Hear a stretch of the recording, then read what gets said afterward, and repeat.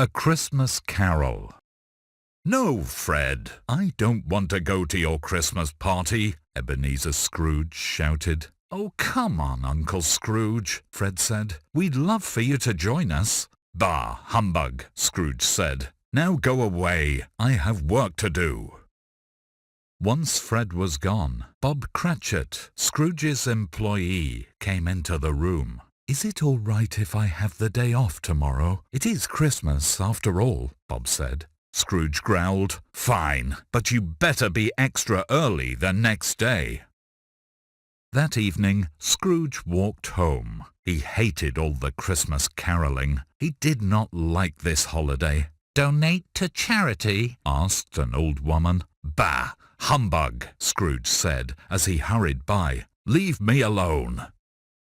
But Scrooge was not going to be left alone that Christmas Eve night. As he got into bed, footsteps echoed down the hall.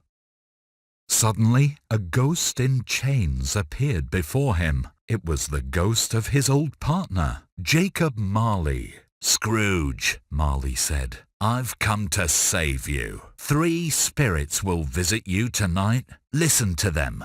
Then he vanished. Scrooge thought he was dreaming. That is, until the chiming of the clock woke him up. At the foot of his bed sat the ghost of a child. "I am the ghost of Christmas past," it said.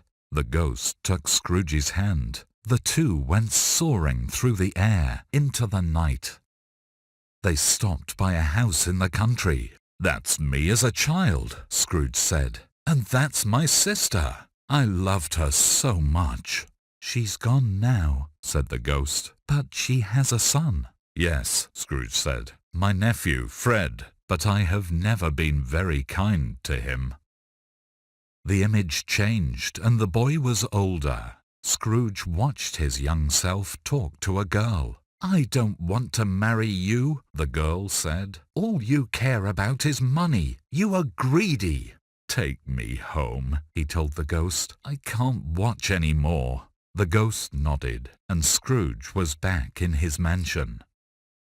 When the clock chimed twice, Scrooge woke up again. This time, a giant ghost in green robes sat on his bed. "I am the ghost of Christmas present," he said.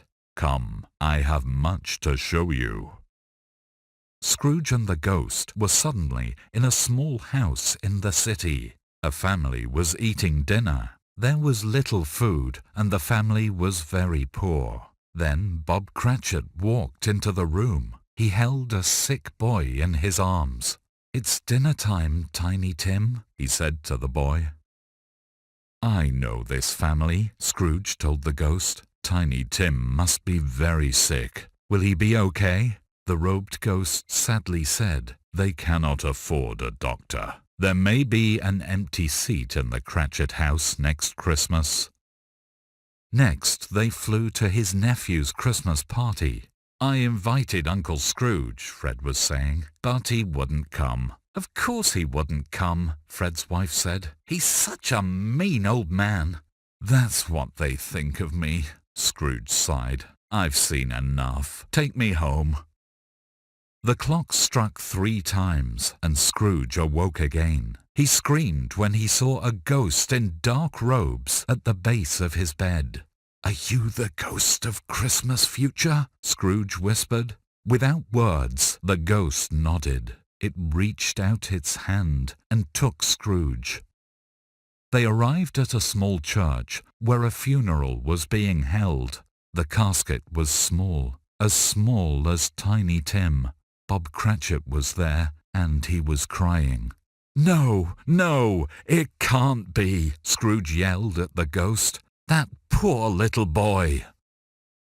"If we had more money, Tim could have seen a doctor," Bob's wife said. "At least that mean old man is dead too." "What old man?" Scrooge asked the ghost. The ghost took him to a gravestone. It read, "Ebenezer Scrooge." Scrooge woke up with a start. The sun shined through his window. It was Christmas Day. Scrooge burst through his front door and out onto the street. At the top of his lungs, he cried, "Merry Christmas, everyone!" A delivery boy was running by. Scrooge grabbed his arm and gave him a handful of money. "I want you to deliver the biggest turkey you have to Bob Cratchit," Scrooge said. "Yes, sir," said the delivery boy. That night, Scrooge went to his nephew Fred's house. He brought presents for everyone. The family was very surprised.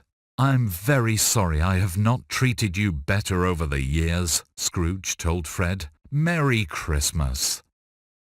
The next day, Scrooge called Bob Cratchit into his office. "I'm giving you a raise," Scrooge said. More than that, Scrooge paid for Tiny Tim to see the best doctor in town. Tiny Tim lived a long and happy life. Ebenezer Scrooge was never again mean or nasty. From that day on, Scrooge brought a bit of Christmas into every day, because the spirit of Christmas can be shared all year long.